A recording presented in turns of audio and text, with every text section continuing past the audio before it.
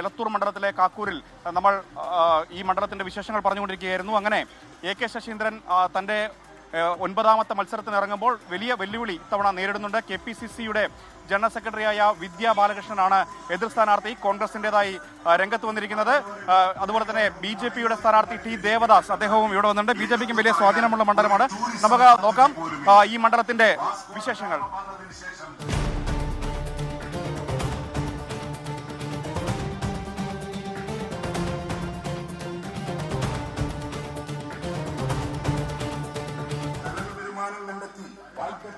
NCPക്കകത്തുണ്ടായിട്ടുള്ള ദേശീയ തലത്തിലുണ്ടായിട്ടുള്ള പിളർപ്പാണ് AK ശശീന്ദ്രൻ നേരിടുന്ന ഒന്നാമത്തെ വെല്ലുവിളി. അതുകൊണ്ട് തന്നെ അജിത് പവാർ പക്ഷത്തിന്റെ സ്ഥാനാർത്ഥിയായി ഒരു PK ശശീന്ദ്രൻ ഇവിടെ മത്സരിക്കുന്നുണ്ട്.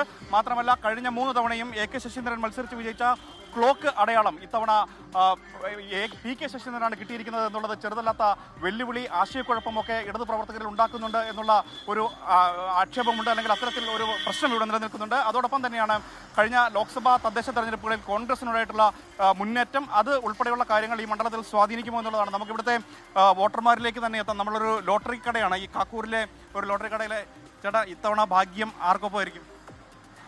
മിക്കവാറും കോൺഗ്രസിനായിരിക്കും. എന്തുകൊണ്ടാണ് കോൺഗ്രസിൽ? കഴിഞ്ഞ 10 വർഷത്തെ ദുർഭരണം കൊണ്ട് തന്നെയാണ് കോൺഗ്രസ് ആയിരിക്കും എന്ന് പറയാൻ കാരണം. ഈ മണ്ഡലത്തിലെ വികസന പ്രവർത്തനങ്ങളുടെ കാര്യങ്ങളൊക്കെ എങ്ങനെയാണ്? മണ്ഡലത്തിൽ 1000 കോടി വികസനം ചെയ്തെന്ന് ഇപ്പോൾ അവർ പറയുന്നുണ്ട്. നമ്മളൊന്നും കാണുന്നില്ല ഇവിടുത്തെ ആൾക്കാർ. അഭിപ്രായം തന്നെ? എൻ്റെ അഭിപ്രായം കോൺഗ്രസ് തന്നെയാണ് കാണുന്നത്, കാഴ്ചപ്പാട് കാണുന്നത് അങ്ങനെയാണ്. ഞാനിപ്പോൾ ഓട്ടോ ഡ്രൈവറാണ്, സിനിമാ നടനാണ്, ഗായകനാണ്. ഞാൻ ഒരു പാട്ട് പഠിക്കും. ഏതാ കലാവണ്ടി പാട്ടിയോ? ഓടണ്ട ഓടണ്ട ഓടി തളരണ്ട, ഓമന പൂമുഖം പാടിടേണ്ട, ഓടണ്ട പൂമുഖം പാടാതെ സൂക്ഷിക്കാൻ, ഓമന ചുണ്ടിലൊരു മുതൽ.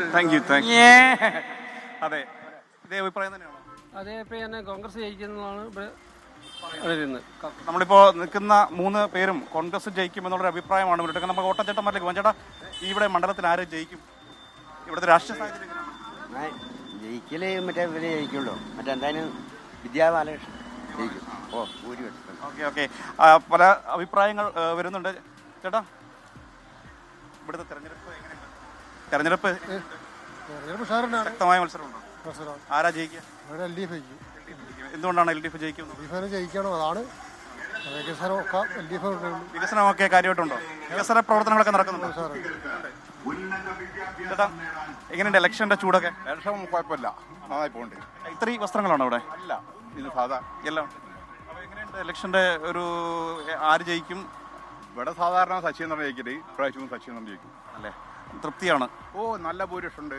38,502 വോട്ടിന്റെ ഭൂരിപക്ഷമുണ്ട്. ഇത്തവണ പിന്നെ സംസ്ഥാനം ആര് ഭരിക്കും? 3ാം വട്ടം പിണറായി വരും? സർക്കാരല്ലാണ്ട് ആര് ഭരിക്കാനാണ്? ഓ, ഉറപ്പല്ല. അത്മാതിരി വികസനമല്ലേ ഇവിടെ.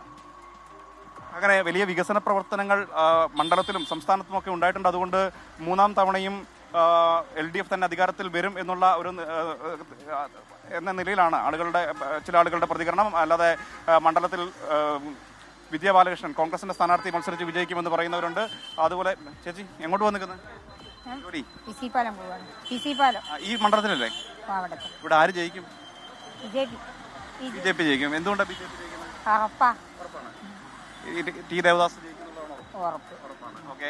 നമ്മൾ LDFന്റെയും UDFന്റെയും ഒക്കെ പ്രതീക്ഷ കണ്ടു. ഇതിപ്പോൾ നമ്മളൊരു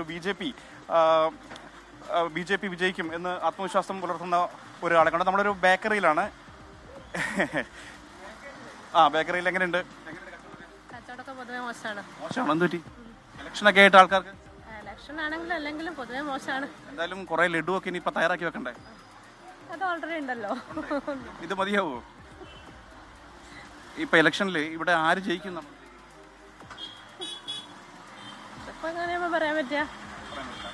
ആർക്കാ വോട്ട് ചെയ്യാൻ? ചേട്ടാ, ഈ മണ്ഡലത്തിന്റെ കാറ്റ് എങ്ങോട്ടാ? മണ്ഡലത്തിന്റെ കാറ്റ് ഇപ്പോൾ അങ്ങനെ ഉറപ്പിച്ചു പറഞ്ഞൂടെ. ഇപ്രാവശ്യം 3 മുന്നണി ഏകദേശം ഒരേ അവസ്ഥയിൽ തന്നെയാണ്. നല്ല മത്സരമാണ്, ശക്തമായ ത്രികോണ മത്സരമാണ്. ശക്തമായ മത്സരം തന്നെയാണ്. അത് തന്നെയാണ് കഴിഞ്ഞ വർഷങ്ങളിൽ ഇല്ലാത്ത, കഴിഞ്ഞ 2 തെരഞ്ഞെടുപ്പുകളിലും ഇല്ലാത്ത തരത്തിലുള്ള ശക്തമായ ത്രികോണ മത്സരം ഇക്കുറി ഉണ്ട് എന്നുള്ളതാണ്. അതിനകത്ത് കണക്കുകളാണ് അതിൻ്റെ ഒരു പ്രധാനപ്പെട്ട കാര്യം. ഒന്ന്, ഇലത്തൂരിലെ തദ്ദേശ തിരഞ്ഞെടുപ്പിൽ ഉണ്ടായിട്ടുള്ള UDFന്റെ മുന്നേറ്റം, അതോടൊപ്പം തന്നെ BJPക്ക് ഏതാണ്ട് 32,000-ലധികം വോട്ടുകളുള്ള ഒരു മണ്ഡലമാണ് ഇത് എന്നുള്ളത് കൂടിയാണ്. ഇപ്പം നമുക്കൊപ്പം റിപ്പോർട്ടർ ദിരിഷ തിലകൻ കൂടി ചേരുന്നു. ദിരിഷ, ഈ മണ്ഡലത്തിന്റെ ഒരു പൊതുചിത്രം എങ്ങനെയാണ്? കഴിഞ്ഞ തവണത്തെയൊക്കെ വെച്ച് പരിശോധിക്കുകയാണെങ്കിൽ എലത്തൂർ മണ്ഡലം എന്ന് പറഞ്ഞാൽ എലത്തൂർ മണ്ഡലത്തിൻ്റെ മേൽവിലാസം അത് AK ശശീന്ദ്രനാണ്. കഴിഞ്ഞ 3 തവണയും നല്ല ഭൂരിപക്ഷത്തിൽ മത്സരിച്ച് വിജയിക്കാൻ AK ശശീന്ദ്രന് സാധിച്ചു. മത്സരിക്കുന്ന ഓരോ തവണയും നല്ല രീതിയിൽ തന്നെ ഭൂരിപക്ഷം ഉയർത്താൻ അദ്ദേഹത്തിന് സാധിച്ചിട്ടുണ്ട് എന്നുള്ളതാണ് പ്രധാനപ്പെട്ട കാര്യം. എന്നാൽ ഇത്തവണ അങ്ങനെയല്ല, കുറച്ചധികം പ്രതിസന്ധികൾ നിലനിൽക്കുന്നുണ്ട്. നമുക്കറിയാം, ഒരുപാട് വെല്ലുവിളികൾ, അതുപോലെ തന്നെ പാർട്ടിക്കുള്ളിൽ തന്നെ ഒരുപാട് പരിമിതികൾ ഉണ്ടായിരുന്നു. അതൊരു വളരെ പ്രധാനപ്പെട്ട കാര്യമാണ്. പാർട്ടിക്കകത്ത് NCPയിൽ ജില്ലാ നേതൃത്വം AK ശശീന്ദ്രന്റെ ഈ ഒരു സ്ഥാനാർത്ഥിത്തിനെതിരെ രംഗത്ത് വന്നിരുന്ന സാഹചര്യമൊക്കെ ഉണ്ടായിരുന്നു. പിന്നീട് അതൊക്കെ പരിഹരിച്ച് എല്ലാ ഒറ്റക്കെട്ടായി രംഗത്തിറങ്ങിയിരിക്കുകയാണ് LDF. ഇതിപ്പോൾ നമ്മളൊരു മരുന്ന് കടയിലാണ്, ഫോണിലാണ്. അത്തരത്തിലുള്ള ഒരു സാഹചര്യം ഇവിടെ നിലനിൽക്കുന്നുണ്ട്. ആ ചേട്ടൻ ഫോണിലാണ്, അതുകൊണ്ട് നമുക്ക് സംസാരിക്കാൻ കഴിഞ്ഞു. ചേട്ടാ, എങ്ങനെയുണ്ട് എലത്തൂരിലെ ഒരു ഇലക്ഷൻ ട്രെൻഡ്? നല്ല പ്രചരണങ്ങളാണല്ലോ എല്ലാ 3 പാർട്ടിയുടെ ഭാഗത്തു നിന്ന്. എന്ത് സംഭവിക്കും? പ്രവചനാതീതാണ്. ആണോ? എലത്തൂരിൽ അങ്ങനെ പ്രവചനാതീതം അല്ലല്ലോ സാധാരണ, കാരണം ഏകപക്ഷീയമായിട്ടുള്ള വിജയമല്ല എല്ലാ വർഷങ്ങളിലും. പക്ഷെ അങ്ങനെയല്ല, പ്രാവശ്യത്തെ കുറച്ച് മറിച്ച് ആവുന്ന തോന്നുന്നത്. അത്രയും നല്ല മത്സരമാണ്. അത് തന്നെയാണ്. ഇത് മുൻപ് എലത്തൂരിൽ ഇല്ലാത്ത ഒരു രാഷ്ട്രീയ സാഹചര്യം ഇപ്പോൾ ഉണ്ടായിട്ടുണ്ട് എന്നുള്ളതാണ് നമ്മൾ കാണേണ്ടത്. അതിൻ്റെ പ്രധാനപ്പെട്ട കാരണം നേരത്തെ സൂചിപ്പിച്ചതുപോലെ NCPക്കകത്ത് പ്രശ്നങ്ങളും അതുപോലെ തന്നെ AK ശശീന്ദ്രനെതിരായിട്ടുള്ള എതിർപ്പുകളുമൊക്കെയാണ് ഒരു വശത്ത്. മറുവശത്ത് നല്ല സ്ഥാനാർത്ഥികളെ UDFും BJPയും ഒക്കെ രംഗത്തിറക്കുകയും ചെയ്തിട്ടുണ്ട് എന്നുള്ളതാണ്. ചേട്ടാ, ഈ മണ്ഡലത്തിലാണോ? എങ്ങനെയുണ്ട് ഇലക്ഷൻ്റെ ഒരു? ഇലക്ഷൻ്റെ ഇവിടെ നല്ല വർക്ക് തന്നെയാണ്. ആരാ ഇപ്പം മുന്നിൽ നിൽക്കുന്നത്? മുന്നിൽ നിൽക്കുന്നത് ഇപ്പം അങ്ങനെ ആകുമ്പോൾ പറയാൻ പറ്റൂല. ഒപ്പത്തിനൊപ്പമാണ്. മനെവിടേക്ക് പോകുന്നത്? ഞാൻ മദ്രസയിൽ മീറ്റിംഗ് ഉണ്ട്. ഇലക്ഷനൊക്കെ നടക്കുന്നുണ്ട്. എന്താവും? ആരെങ്കിലും ജയിക്കും. ആര്? UDFനാണ് സാധ്യത. UDFന്. Very good. ഓക്കെ. അത്തരത്തിൽ കുട്ടികളടക്കം രാഷ്ട്രീയ സാക്ഷരരായിട്ടുള്ള ഒരു സംസ്ഥാനമാണ് കേരളം എന്നുള്ളതിൻ്റെ തെളിവാണ്. കാരണം UDF ജയിക്കും എന്ന് പറയുന്നു. അങ്ങനെ UDF ഏതാണ് LDF ഏതാണെന്നൊക്കെ അറിയുന്ന കൊച്ചുപ്രായത്തിൽ തന്നെ മനസ്സിലാക്കുന്ന കുട്ടികളുള്ള ഒരു നാടാണ് എന്നുള്ളതാണ്. ഇത് ഇപ്പോൾ മറ്റൊരു ചെറിയ കടയിൽ. ചേട്ടാ, എങ്ങനെയുണ്ട് ഇലക്ഷൻ്റെ ട്രെൻഡൊക്കെ? സൂപ്പറാ. എന്ത് ഒപ്പത്തിനൊപ്പം ആണല്ലേ? 3 പേരും ഒപ്പത്തിനൊപ്പം. എല്ലാവരും തന്നെയാണല്ലോ പറയുന്നത്. നല്ല സാധാരണഗതിയിൽ ഈ എലത്തൂരിൽ അങ്ങനെ വലിയ മത്സരമൊന്നും ഉണ്ടാവാറില്ലല്ലോ. ഇപ്രാവശ്യം ഒന്നുകൂടി മാറ്റം വന്നിട്ടുണ്ട്. 3 പേരും ഭയങ്കര സ്ട്രോങ് ആയിട്ടാ. BJPയും സ്ട്രോങ്, കോൺഗ്രസും CPMഉം ആരും മോശക്കാരില്ല. ഓക്കെ.